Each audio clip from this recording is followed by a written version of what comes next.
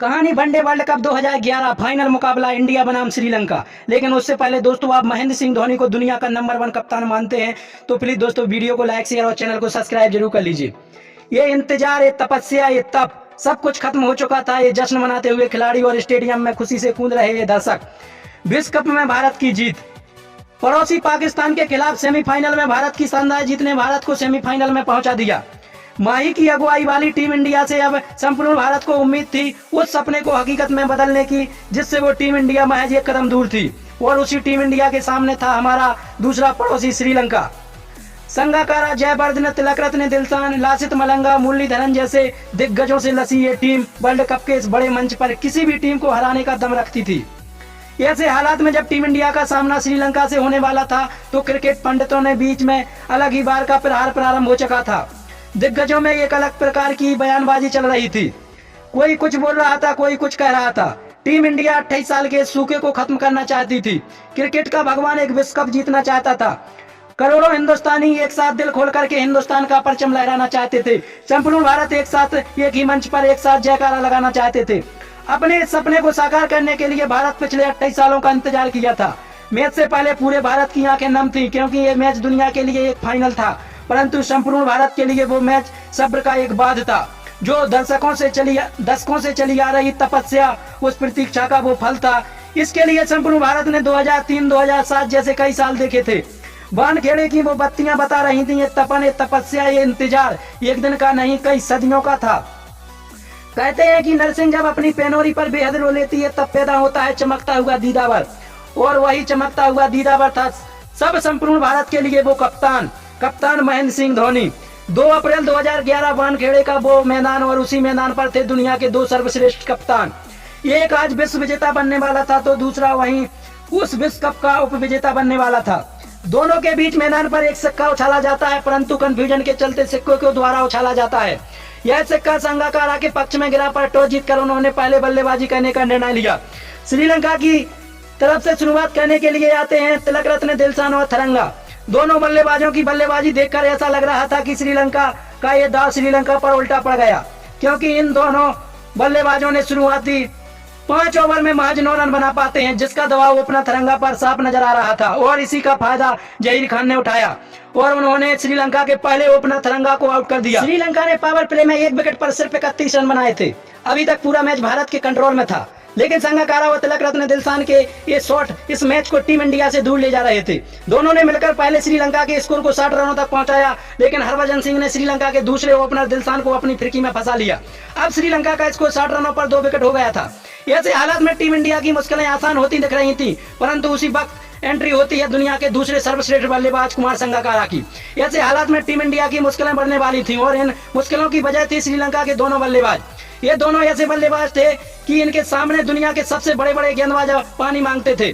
दोनों ने पहले समझदारी का परिचय देते हुए श्रीलंका की पारी को आगे बढ़ाया। दोनों बल्लेबाज सेट हो चुके थे। दिग्गजों को इस बात का एहसास हो चुका था कि अगर ये दोनों बल्लेबाज इसी कदर खेलते रहे तो ये वर्ल्ड कप किसी भी हालात में भारत के पास नहीं जाने वाला।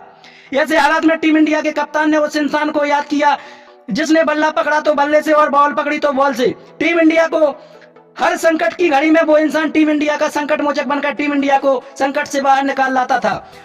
उस इंसान ने आक्रमण में आते ही सबसे पहले श्रीलंका के कप्तान कुमार संगाकारा को अपना शिकार बनाया। संगाकारा की पारी पर अब विराम लग चुका था, लेकिन जयवर्धने अभी भी वानखेड़े के उस मैदान पर एक महारथी की तरह टिका हुआ था। श्रीलंका लगातार एक के बाद एक अपने विकेट खो रही थी। वहीं दूसरी तरफ से महिला जयवर्धने श्रीलंका के लिए एक दीवार बन चुके थे। पहले जयवर्धने का अर्धशतक आता है, पर शतक जो श्रीलंका मुश्किल से 200 रन पार करने वाली थी, उसी श्रीलंका का स्कोर अब 45 ओवर में 200 के पार पहुंच चुका था। ऐसे में आखिरी 5 ओवर का खेल बचा था और जयवर्धने नाम का वो तूफान अब प्रारंभ हो चुका था। टीम इंडिया के गेंदबाज श्रीलंका के जयवर्धने को आउट करने में नाकाम रहे। ऐसे में लास्ट के 5 ओवर में जयवर्धने ने टीम इंडिया के खिलाफ अपना विराट रूप धारण कर लिया और आखिरी के 5 ओवर्स में निचले बल्लेबाजों के साथ मिलकर के 61 रन ठोक डाले। श्रीलंका 50 ओवर में 274 रन बोर्ड पर लगा चुकी थी। टीम इंडिया को विश्व कप जीतने के लिए अगली 300 गेंदों पर 275 रन बनाने थे। विश्व कप फाइनल के जैसे बड़े मंच पटल पर 275 रनों का ये टारगेट कोई आम टारगेट नहीं था, और ऐसे में उस टीम के सामने लासित मलंगा, मुरलीधरन जैसे दिग्गज गेंदबाज हो, ये स्कोर तो बिल्कुल आसान नहीं था। दुनिया पूरी तरह समझ चुकी थी कि ये मैच नहीं होने वाला है। इस मैच की कहानी हर वक्त बदलने वाली है। परंतु जब ये बात टीम इंडिया के सामने थी, उसके सामने केवल एक ही ऑप्शन था कि पिछले 28 सालों का वह सूखा आज खत्म हो जाए। 275 रनों का पीछा करने के लिए भारत की तरफ से शुरुआत करने आए विस्फोटक बल्लेबाज वीरेंद्र सहवाग और गॉड ऑफ क्रिकेट कहे जाने वाले मास्टर ब्लास्टर सचिन तेंदुलकर। परंतु मैच की दूसरी ही गेंद पर वीरेंद्र सहवाग बिना खाता खोले ही लासित मलंगा के शिकार हो जाते हैं। ये झटका टीम इंडिया को एक बड़े सदमे से कम नहीं था। इस झटके से टीम इंडिया जल्दी उबरने वाली नहीं थी, परंतु सहवाग के जाने के बाद टीम इंडिया का साथ दे रहा था गौतम।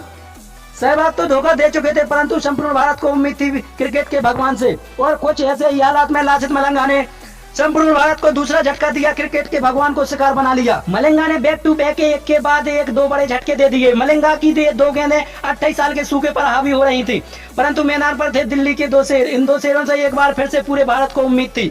मैच पूरी तरह श्रीलंका के कंट्रोल में था, लेकिन गौतम का वो गौतम स्वरूप रूप मैच में बदलाव लाने वाला था, क्योंकि कोहली और गंभीर एक बार फिर से श्रीलंकाई गेंदबाजों पर काउंटर अटैक प्रारंभ कर दिया था। जो रन रेट पहले 10 ओवर में महज 3 के हिसाब से आगे बढ़ रहा था, वही रन रेट अगले 10 ओवर में 6 को पार कर चुका था। टीम इंडिया ने अगले 10 ओवर में 70 रन जोड़ डाले। पारी के 20 ओवर खत्म हो चुके थे। इन 20 ओवर्स में टीम इंडिया ने 110 रन बना डाले। पूरे वर्ल्ड कप में संघर्ष कर रहे कोहली ने इस मैच में अपनी काबिलियत का प्रदर्शन किया, परंतु दिलशान का वो अद्भुत कैच टीम इंडिया को तीसरा बड़ा झटका दे गया। ऐसे हालात में दुनिया को इंतजार था टीम इंडिया के युवा युवराज का, परंतु माही की उस एंट्री से विश्व क्रिकेट की सांसें थम चुकी थी। श्रीलंका के लिए आउट ऑफ सिलेबस की तरह वो कप्तान ग्राउंड में एंट्री कर रहा था। उसकी एंट्री से संपूर्ण विश्व क्रिकेट की दुनिया में भारत के अधिपत्य का आरंभ हो चुका था। टीम इंडिया के कप्तान ने गंभीर के साथ मिलकर टीम इंडिया की पारी को आगे बढ़ाया। अब भारतीय टीम को जीत के लिए अब महज 116 गेंदों में 122 रनों की जरूरत थी, और टीम इंडिया के हाथ में अभी 7 विकेट बाकी थे। गंभीर और धोनी ने तीव्र गति से लक्ष्य का पीछा किया। टीम इंडिया का स्कोर 200 रनों के पार पहुंच चुका था। अब जीत के लिए 73 गेंदों में 75 रनों की जरूरत थी। गौतम धीरे धीरे अपने शतक की ओर बढ़ रहे थे। महेंद्र सिंह धोनी का अर्धशतक पूरा हो चुका था। टीम इंडिया को विश्व विजेता बनने के लिए महज 52 गेंदों में 53 रनों की जरूरत थी। गुलशेखरा की वो गेंद गंभीर के सपनों पर हावी हो गई। गंभीर के आउट हो जाने के बाद श्रीलंका के लिए थोड़ी उम्मीदें जगी, परंतु गंभीर के जाते ही टीम इंडिया का संकट मोचक मैदान पर आ चुका था। अब मैदान पर दुनिया के 2 ऐसे बल्लेबाज थे जिनके हाथों से यह विश्व कप छीन ले जाना दुनिया के लिए असंभव था। दोनों ने मिलकर पहले रन गति को तेज किया, और 10 गेंदों शेष रहते ही धोनी के छक्के के साथ खत्म होता टीम इंडिया का ये 28 साल का इंतजार। 28 सालों की ये तपस्या ये खत्म हो चुकी थी। 28 सालों से चला आ रहा वो सपना पूरा हो चुका था। 28 सालों से चला आ रहा वो सूखा खत्म हो चुका था। टीम इंडिया के उछल रहे खिलाड़ी विश्व विजेता बन चुके थे। टीम इंडिया दुनिया की सर्वश्रेष्ठ टीम बन चुकी थी। क्रिकेट का भगवान वर्ल्ड कप जीत चुका था। टीम इंडिया का वो कप्तान दुनिया का सर्वश्रेष्ठ कप्तान बन चुका था। ये इंतजार, ये तपस्या, ये तब सब कुछ खत्म हो चुका था। ये जश्न मनाते हुए खिलाड़ी और स्टेडियम में कूद रहे ये दर्शक विश्व कप में भारत की जीत की गवाही दे रहे थे। वानखेड़े का वो मैदान, भारत की ये गलियां, भारत के ये खेत, भारत का वो कप्तान, संपूर्ण भारत आज सीना तान का चल रहा था। क्रिकेट की दुनिया में भारत का आधिपत्य स्थापित हो चुका था। वो दीदार, वो इंतजार, वो पल, वो सदियां, वो साल सब कुछ खत्म हो चुका था। संपूर्ण भारत राष्ट्रगान के साथ गूंज रहा था। सबकी आंखों में आंसू था। क्रिकेट को धर्म मानने वाला वो देश क्रिकेट का विश्व कप जीत चुका था। क्रिकेट के भगवान के घर में 28 सालों बाद एक बार फिर वर्ल्ड कप था। माही की अगुवाई वाली टीम विश्व विजेता बन चुकी थी। भारत 28 सालों का सूखा खत्म कर चुका था।